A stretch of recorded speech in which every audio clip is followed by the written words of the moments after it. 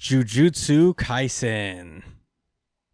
This is Jujutsu Kaisen chapter 156, if it lets me load it. 156, Twinkling Stars.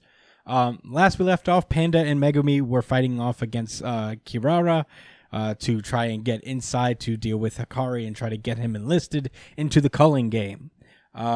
So last we left off, Megumi summoned a big old rabbit escape Jujutsu thing, which is apparently a sea of rabbits. And the chapter starts off where we notice that there are these markings on each of these rabbits that we even saw on Panda at one point. And Megumi starts to notice them. There is this little star on the rabbits with the name Akru. I think that's how you pronounce it. Akru, Akru on it. And on the door, on the exit to inside the building, says Gekru or Gakru, whatever you say it. So yeah, Kirara thinks to himself, there's a lot of rabbits, but why? My cursed techniques marks cursed energy, so he considers Shikigami sorcerers as well. So they start to think that if Megumi keeps up the rabbit escape, they'll just continue to he'll just continue to attract rabbits to him, and it'll suffocate Megumi. So yeah, I guess Megumi just I mean, I don't know if this is Megumi undoing the technique or Kirara just exploding all these rabbits, which is pretty dark. But I think he exploded them. Yeah. And because Kirara looked shocked. Yeah. Okay. So from here on out, we start to get a little bit more insight into what Kirara's technique is. Panda said, Megumi learns that Panda has the Imai marking on his butt, and Megumi himself has the Acrux on his like side. So he realized that his divine dog has a mark probably as well. So he shouts out to Panda that the basis of the cursed technique is a constellation, and Kirara's like, "Oh shit!" He started to figure it out, and Megumi basically is like, the constellation is the Southern Cross, and Kirara basically gives it away with their face. And so now that Kirara realizes that this guy's putting it together pretty fast, that they realize that they have to hold it right there and try to like not let him get to the exit, basically to the monitor room. So here's the supposition. I'm going to skip all of the, I guess, conjecture about what Kirara's technique is and explain what it is. I have to read this a couple times to really understand what Kirara's technique is. Okay, so basically, they mark things and people with these stars based on a constellation. In this case, it's the Southern Cross constellation. And once they mark them, in order to get close to one of the markings, you have to get past another marking that's closest to you based on what the constellation is. So in the beginning, Megumi realizes that Panda and Megumi can get close to each other because they are the nearest stars to each other on this constellation, the Southern Cross. He is the Acrux star. Panda is the Imai star. They don't know what Kirara's star is, and they know that the exit is marked with the Gakrux star. So they figure there's a determined order that you need to hit these, I guess, checkpoints to simplify it in order to get to the next star. And they suppose that there's probably a fifth star, apparently. So, they just try to find what it is.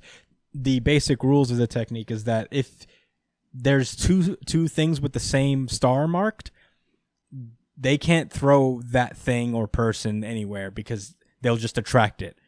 Say, as we see with Panda. As Panda runs over to take down Kirara stomps on this car, and it just like floats towards it floats towards Panda because it has the Amai marking on it, and so does Panda. So Panda just attracts it.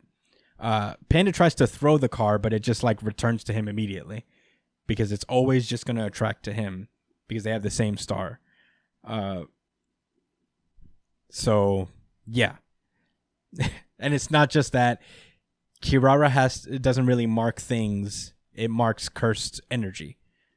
So that's why Divine Dog and the Rabbit Escape was also marked. Because it comes from Megumi's cursed energy. He's the Acrux star. And right, and also how he's able to throw the car because Kirara charged it with cursed energy. Yeah, with the Amai star. Etc., etc. Yeah, exactly. Probably the door as well. Yeah, the door has a different star that Megumi can't approach it because he's not the closest thing to the constellation. So he has to clear both whatever the fifth star is and also Kirara in order to get close to the star, in order to get close to the door. So in running away and trying to avoid everything, he notices the fifth star on this little parking thing. He taps it, which allows him to now be able to get to Kirara.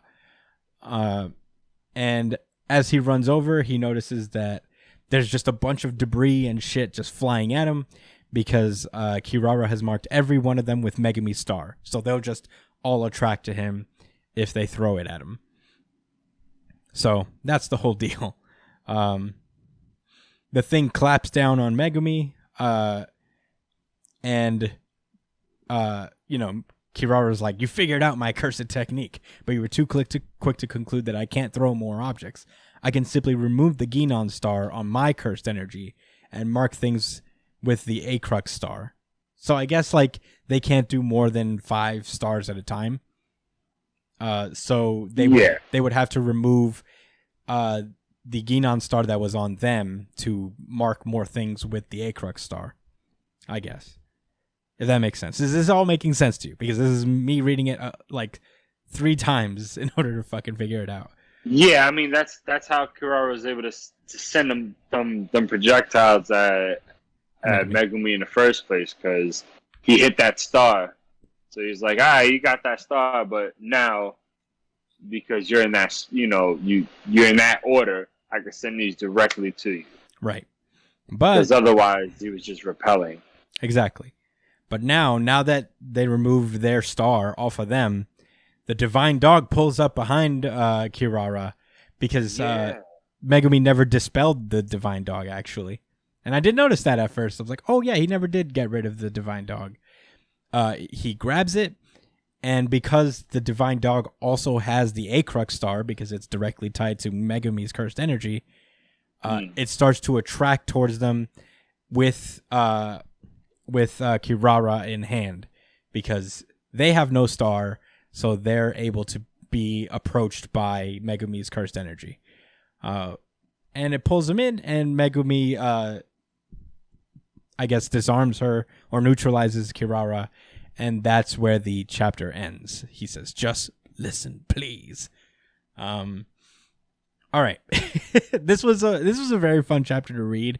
It took me a couple, and maybe it's because of my reading comprehension, or that sometimes Akutami is very, very vague in his language when describing jujutsu techniques. So, very slangy. We've definitely had this issue before. Yeah, we definitely had this issue before where we were like, "What are you talking about?" But this is the typical Jujutsu Kaisen chapter. Yeah. Like, this is as JJK as it gets. Yeah, for real. I mean, I'll be honest. I still think like Jujutsu Kaisen is probably one of my favorite power systems ever. Even now, even when I had to read it a couple times, I do love that, it is a game. These techniques are basically games that you have to you have to fulfill conditions in order to fight people. It's very strategic. And once I understood, and I don't know if I explained it well, but I get it in my head. It makes sense to me. And once I understood that, I'm like, all right, this is fucking cool. This is kind of interesting. And, it's a way to keep battles fresh from battle to battle. I mean, I loved it. Although it wasn't. This is like smart Bleach. Yeah. Oh, sorry to cut you off. It is smart Bleach. You're right. Like when you think about the Zanpakutos and the Bankais, right? Whenever they had a cool new move, that they didn't really have too much strategy around it. It was just, all right, now this move could just violate your shit unless you can directly counter me. Which most of the time that's the case. What happened? So, but this is a smart way to have all that flash shit, because I was thinking, because whenever you talk about the power system, I always have this thought back where I'm like, is it really that great? And it's because it's very vague, but it's you have to also know, like, as you read Jujutsu Kaisen, the author, you have to trust him. You have to trust that he's going to create each of these wacky abilities with some sort of balance to it. These goofball abilities. Yeah. Every one of these abilities has like is not invincible 100% except for Gojo's, but that's like a whole different story.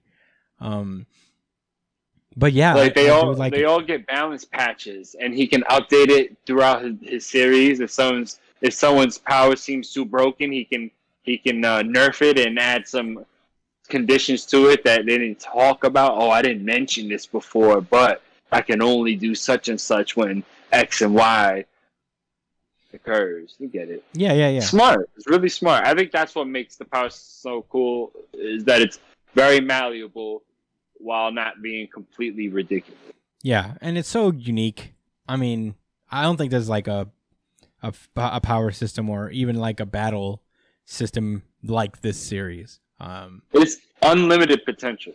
It's so fun to read. Like when the powers are actually really cool, they're so cool. Like Nanami's power is one of my favorite powers ever. Yeah, it was simple too. Yeah, rip to the Nanami. But yeah, it's such a fun series. Obviously, once it sticks in my dumb little pea brain, that once it all comes together. Man, you're too modest, man. You're too modest.